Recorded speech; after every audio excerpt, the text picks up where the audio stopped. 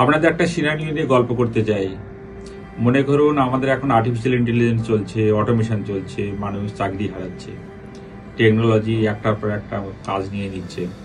আজকে থেকে 20 বছর 25 বছর আগে এমনকি নাঙলে চাষ করা হতো, এবং তখন থেকে যখন ট্র্যাক্টর এলো এবং তারা গরুরা কাজ হারাতে শুরু করলো, যে বলদদের খুব প্রয়োজন ছিল, এখন বলদরা এমনি বসে রয়েছে। ঠিক একই রকম ভাবে এখন মানুষরা কাজ করছে, মানুষদের হাতে অনেক মানুষের চাকরি চলে যাচ্ছে। আচ্ছা, আপনারা ভাবুন তো, এটা যদি এরভাবে চলতে থাকে তাহলে একটা সময় আসবে, ধরুন 90% মানুষের কাজ হাত চলে গেছে। এটা আসতে বাধ্য, কারণ যে ইন্ডাস্ট্রিয়ালিস্টরা যারা টেকনোলজি ব্যবহার করে, সেই ইন্ডাস্ট্রিয়ালিস্টরা টেকনোলজিকে ব্যবহার করে তারাই এটাকে প্রোডাকশনটাকে এগিয়ে নিয়ে যাবে এবং মানুষকে কাটছাট করতে বাধ্য করবে, কারণ এটা মানুষদের প্রোডাকশন ক্ষমতা মেশিনের থেকে অনেক কম এবং তাদের অনেক বাহানা থাকে। তো সেই পার্টিকুলার ক্ষেত্রেতে সেখানে কি মানুষ কি খেতে পাবে না? অন্ন বস্ত্র বাসস্থানের একটু অভাব হবে?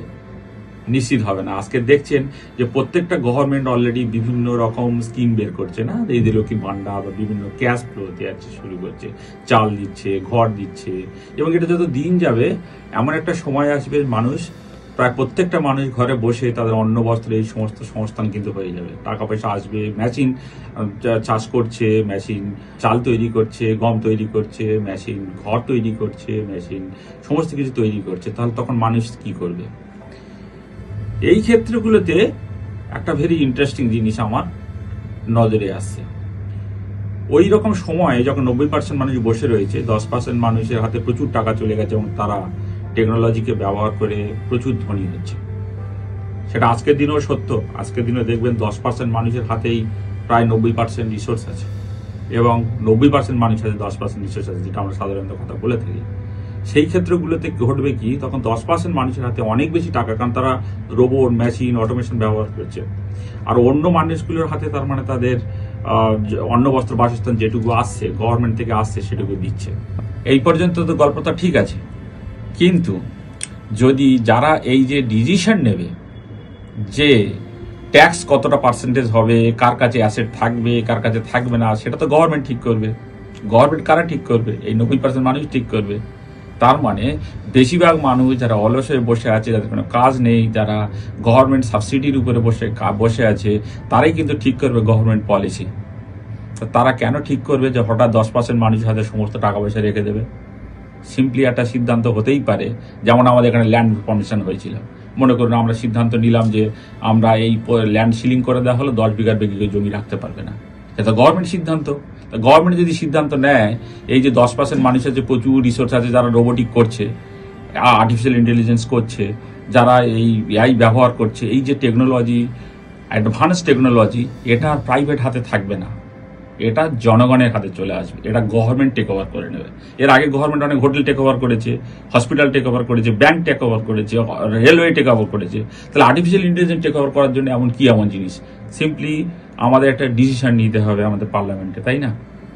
এখানে এই গল্পটা চলে এলো। যদি গভর্নমেন্টের আন্ডারে এই সমস্ত টেকনোলজি চলে যায় এবং যাদের কাছে যারা ভোটের জন্য তাদেরকে 90% মানুষকে বেশি বেশি করে ক্যাশ আউট এবং রিসোর্স দিতে হবে, বুঝতে পারছেন? তার মানে একটি সাম্যবাদী কনসেপ্ট এসে যাচ্ছে এবারে এখানে। তার মানে রিসোর্সের ওই যে ডিস্ট্রিবিউশনের যে চ্যালেঞ্জ ছিল, 10% মানুষ প্রচুর রিসোর্স বা প্রচুর সম্পত্তি নিয়ে বসেছিল, তার মানে এখানে একটা সোশ্যালিজমের দিকে ট্রেন্ড আসছে। আমি তো ক্লিয়ার দেখতে পাচ্ছি যে টেকনোলজিকে ব্যবহার করে, আর্টিফিশিয়াল ইন্টেলিজেন্স ব্যবহার করে যে একটা ট্রেন্ড আসবে, যেখানটা সোশ্যালিজমের একটা এস্টাবলিশমেন্ট ঘটবে। এবং এই ডিসিশন কিন্তু আমি নিজে শুধু বলছি না, আপনি দেখবেন ইউনাইটেড নেশনের পলিসির কথা খেয়াল করে দেখুন, যেখানে অলরেডি সাস্টেনেবল গোল, 17টা সাস্টেনেবল গোল কথা হচ্ছে, ইএসজি, এনভায়রনমেন্ট, সোশ্যাল গভর্নেন্স, যেখানে নেট জিরোর কথা বলা হচ্ছে, যেখানটা জেন্ডারের ইকুয়ালিটির কথা বলা হচ্ছে। তার মানে United Nations, which is represented by all the NGOs, government, যেখানে গিয়ে ইন্টারন্যাশনাল পলিসি তৈরি হচ্ছে, তারাও কিন্তু বলছে যে এই রকম ধরনের একটা যদি রিসোর্স হয়, রিসোর্সের সাম্যবাদী আনতে হবে, সবার মধ্যে ডিস্ট্রিবিউট করতে হবে, হেলথ সবার মধ্যে আনতে হবে, নারী পুরুষের মধ্যে বৈষম্য থাকবে না।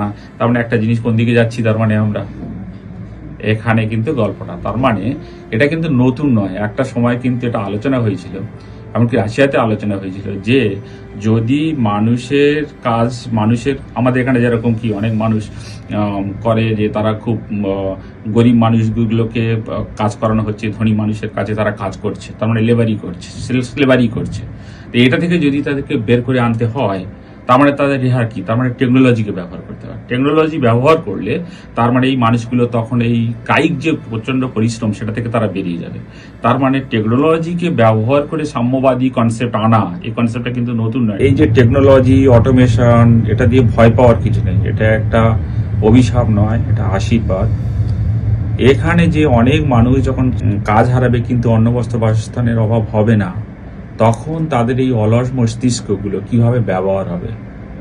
আমি ভেরি ইন্টারেস্টিং একটা জিনিস আপনাদের বলি। এই প্রশ্নটা আমি একজন বিখ্যাত কমিউনিস্ট মানুষকে করেছিলাম। আচ্ছা, বলেছিলাম যেদিন সাম্যবাদ প্রতিষ্ঠা হয়ে যাবে তো সেদিন এই মানুষগুলো কি করবে যদি ধরুন সব ফ্ল্যারিশ হয়ে গেছে। তখন তিনি মুচকি হেসে বলেছিলেন যে তখন সবাই মিলে আমরা সৃষ্টির রহস্য খুঁজবো। কারণ সৃষ্টির রহস্য ধর্ম খুঁজে উঠতে পারেনি, আর বিজ্ঞানও খুঁজে উঠতে পারেনি, আর কতিপয় মানুষ কেবলমাত্র খোঁজার চেষ্টা করেছে। বেশিরভাগ মানুষ তার অ্যাম্বিটে নেই, সকালবেলা থেকে উঠে তারা অন্ন বস্ত্র বাসস্থান খোঁজার কাজে ব্যস্ত।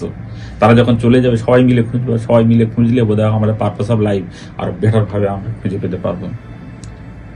হয়তো তখন আমাদের এই সবাইকে খুব কেয়ারফুলি মোর এইসব জিনিসে পড়াশোনা করতে হবে, সৃষ্টি জগতে ঢুকতে হবে। এখন কারা সৃষ্টি জগতে দেখছে বলুন তো? সৃষ্টি জগৎ তারাই দেখছে অতি সায়েন্টিস্ট যারা প্রচন্ড মেরিটোরিয়াস আছে, ওয়েস্টার্ন ওয়ার্ল্ডের কথা বিশেষ করে, তারা সেখানে বসে সৃষ্টির রহস্য খুঁজছে। কেউ ফিজিক্সের মধ্যে খুঁজছে, কেউ অন্তরিক্ষে খুঁজছে, কেউ মহাবিশ্বে খুঁজছে। কিন্তু আবার যারা অচন্ড সবকিছু ত্যাগ করে ধর্মের মধ্যে, আধ্যাত্মিকতার মধ্যে, তারাও কিন্তু ইনার জগতে এসব জিনিস খোঁজাখুঁজি করছে। ভারতবর্ষের ইতিহাসে 5,000 বা 7,000 বছর আগে থেকে আমাদের যখন উপনিষদ, আমাদের বিভিন্ন ধর্মগ্রন্থে যখন লেখা হচ্ছে, আমাদের ইন্ডিয়ান ফিলোসফি, তখন এইগুলো নিয়েও কাজ করেছে। কিন্তু আপনি এটা ভেবে দেখেছেন শুধু আজকের ভারতবর্ষে কত পার্সেন্ট মানুষ এখনো পর্যন্ত নিরক্ষর, কত পার্সেন্ট মানুষ এখনো পর্যন্ত শিক্ষার দরজায় যায়নি? এটা ভাবলে অবাক লাগছে না?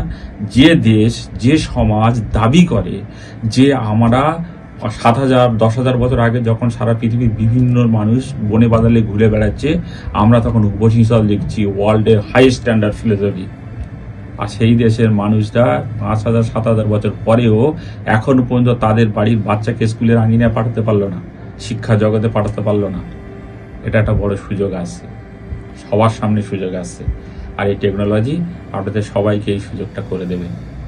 আমাদের সবাই তার জন্য রেডি থাকা দরকার আছে।